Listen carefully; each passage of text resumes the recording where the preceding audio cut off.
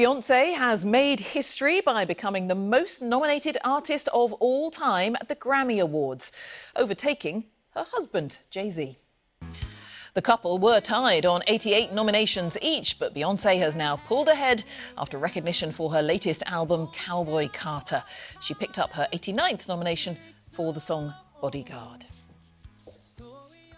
President-elect Donald Trump appoints his campaign manager, Susie Wiles, as Chief of Staff for his upcoming term, his first appointment to his White House team. US President Joe Biden addresses the nation for the first time since the election, saying there will and must be a peaceful transition of power. And Ukraine's president stresses the importance of close transatlantic ties under the next Trump administration. And let's return to the US election and what a second Trump presidency could mean for the war in Ukraine. The country relies on US support, including tens of billions of dollars in military aid. And during his campaign, Trump said he would end the war in just 24 hours. He also criticized the amount of aid being given to Ukraine and blamed President Volodymyr Zelensky for provoking the conflict. Meanwhile, Russia's President Vladimir Putin says he is ready to speak with President-elect Trump. Speaking at an event in Sochi, he said he was impressed with how Mr. Trump handled himself in the moments after an assassination attack in July, describing him as a brave man. Australia could become the first country in the world to ban children under the age of 16 from using social media. Under the legislation due to be introduced next week, social media platforms will be expected to take steps to prevent access. The Australian Prime Minister said the move would support parents who he believes are worried sick. Here's Katie Watson. The Prince of Wales says the last year has been the hardest of his life. He was speaking to reporters at the end of his visit to South Africa for his Earthshot Environmental Awards. Prince William talked about how he's coped after both his wife and his father were diagnosed with cancer. He said it had been dreadful and brutal, but that he was proud of both of them. Now, finally, let's bring you some pictures from Japan. This is Mount Fuji, famous for its snowy peak, but this year it stood bare since the summer for the first time in more than a century. Here's what it looks like today. The snow finally fell a month later than usual. It's a light dusting for now after one of Japan's hottest summers on record. There you go.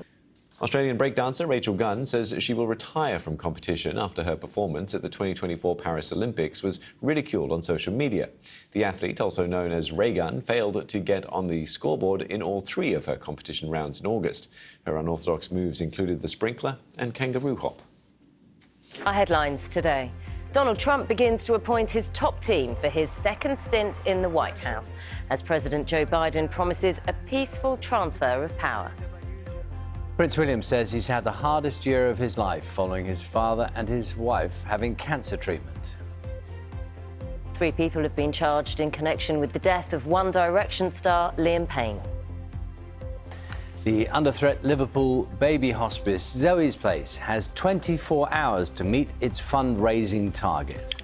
Let's have a look at what the papers are saying this morning. The front page is Biden pledges peaceful transition as Putin congratulates Trump. That's the headline in The Guardian. The photo, of course, of the current US president. The Times says Donald Trump wants to cut taxes and protect US businesses from foreign competition in the first 100 days of his presidency.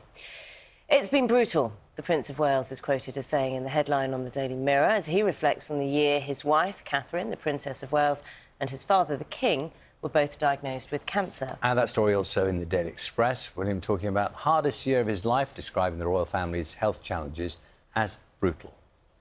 I'm Victoria Hollins. The company responsible for building the high-speed rail line between London and Birmingham is spending more than £100 million building a shed for bats. The 1-kilometre curved barrier will cover the tracks in Buckinghamshire to prevent rare bats from a nearby wood being disturbed. HS2 Limited's chairman, Sir John Thompson, told the Rail Industry Conference the bat protection structure was needed to appease Natural England, although the organisation said its role had been to comment on whether the proposed mitigations will work. Staff sickness levels at Havering Council have been described as unsustainable by the Conservative opposition party. A report said it's cost the council £5 million so far this year, compared to £2.9 million for the previous financial year, with more than half of employees calling in sick last year. The council said staff sickness was one of the effects of increased pressure on its services and reduced funding. The White Swan pub in Twickenham renamed itself yesterday for one day only as the Poisoned Swan. It was done in an effort to raise awareness of cigarettes being discarded in drains around pubs and bars. Cigarettes thrown in drains end up in waterways, harming wildlife and polluting rivers. Now, a week tomorrow is Children in Need, and BBC Radio London is still putting in the hours and lengths in the pool as part of the Children in Need 1,000-mile challenge. The team are aiming to complete 24 miles between them this week. So far, they've done 20, and tonight Riz will be live from the London Aquatic Centre at the Queen Elizabeth Park to see how they're getting on. Well, you can show your support for Kate, Shay, Gemma, Sarah and Ross by donating online. Every penny counts, so go to bbc.co.uk/swim.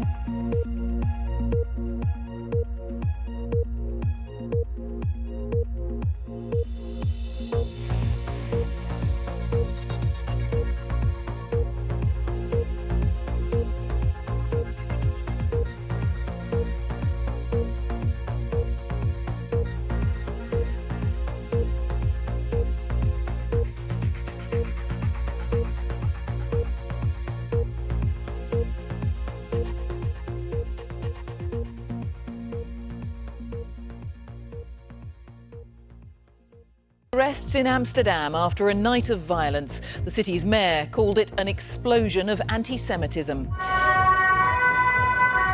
Of the attacks on Israeli football fans visiting the city. Dutch police say some Israeli fans had earlier attacked a taxi and pulled down a Palestinian flag. We'll have the latest. Also on the programme. Prince William says it's been a brutal year after his father and wife were diagnosed with cancer. Catherine says she will attend remembrance commemorations this weekend. More flooding in Spain, this time in the northeast, after more than 200 people died just over a week ago.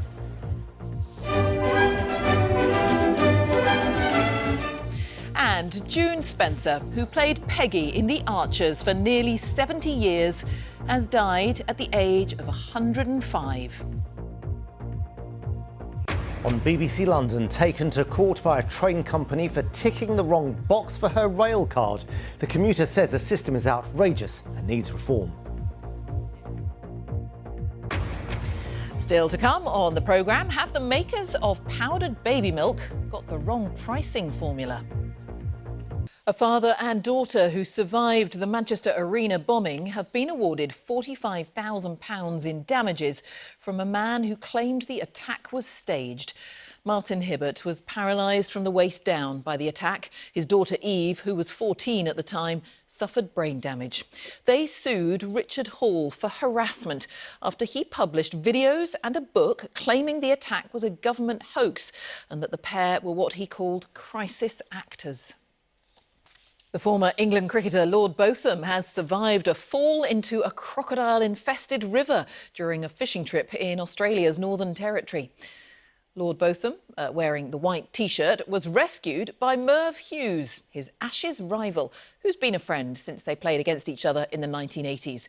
Ian Botham said he'd only suffered bruising in the incident. He said he fell into the Moyle River because his flip-flops got tangled in a rope as he tried to board a boat. An initiative to save one of Scotland's most endangered species of tree has been launched in the Cairngorms National Park. Aspen provide a vital habitat for rare wildlife, plants and fungi. And it's one of Scotland's most important native trees. It was once common, but deforestation and overgrazing has caused it to largely disappear from the landscape. Other news now, the Irish Parliament has been dissolved with a general election set for just 3 weeks' time. Taoiseach Simon Harris said now was the right time to seek a new mandate after a 4.5-year coalition government between the Fine Gael, Fianna Fáil and Green parties. Polling day will be on November the 29th. The government could offer its own low-cost baby formula, according to the competition watchdog, in an effort to stop companies charging too much. The Competition and Markets Authority said a lack of competition in the market had led to soaring prices, with parents paying up to £500 in the first year of a child's life. It also suggested lifting the ban on discounted formula prices. And thousands of Bolt drivers have won their legal claim to be classed as workers. An employment tribunal ruled that the relationship between Bolt and its drivers does not constitute self-employment, as claimed by the company. The drivers' lawyers say they could be owed more than £200 million in compensation. The big job ahead for the Prime Minister's new National Security Advisor. Is football under serious threat because of climate change?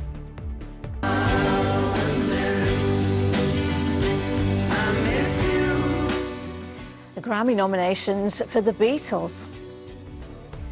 Tributes to celebrity hairdresser Trevor Sorbie, who died aged 75.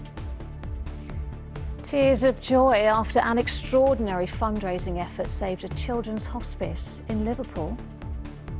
Just some news before we go. The actor June Spencer, who played Peggy Woolley in The Archers, has died, aged 105. There will be tributes across BBC News this afternoon. Taken to court by a train company for ticking the wrong box for her rail card. A commuter tells us of her shock. I couldn't quite believe that by clicking just a wrong button and there being no sort of difference in fare, no sort of difference in money paid, that still counted as essentially criminal activity. Is it time for rail companies to have a rethink about rail cards? Also tonight. A police hunt is underway for a man seen with a crossbow in East London. We find out why the London Fire Brigade will be ignoring certain fire alarms in certain buildings. We'll have the details. And it's a Pudsey pool party here at the Aquatic Centre on the Olympic Park as our BBC Radio London team swim their socks off in a 1,000-mile challenge, raising money for children in need. Join us at the finish line. A 62-year-old man has been charged after a ULEZ camera was damaged in an explosion in Sidcup last year. Kevin Rees, who's from the area, is due in court on Monday, charged with causing an explosion likely to endanger life and 3 counts of possessing a prohibited weapon. The Metropolitan Police has released dramatic video footage of an arrest being made after a tourist was unknowingly pickpocketed at Oxford Circus. Undercover officers spotted the thief acting suspiciously before stealing a mobile phone. They tracked the 23-year-old man, who was then arrested, charged, and this week was sentenced to 11 months in prison. A shed for bats is to be built by the company responsible for HS2 between London and Birmingham. The 1-kilometre curved barrier will cover the tracks in Buckinghamshire to prevent rare bats from a nearby wood being disturbed. Well, HS2 said the bat protection structure was to appease natural England. And there are more stories which may be of interest to you on the BBC News app and the website. Just go to bbc.co.uk/London.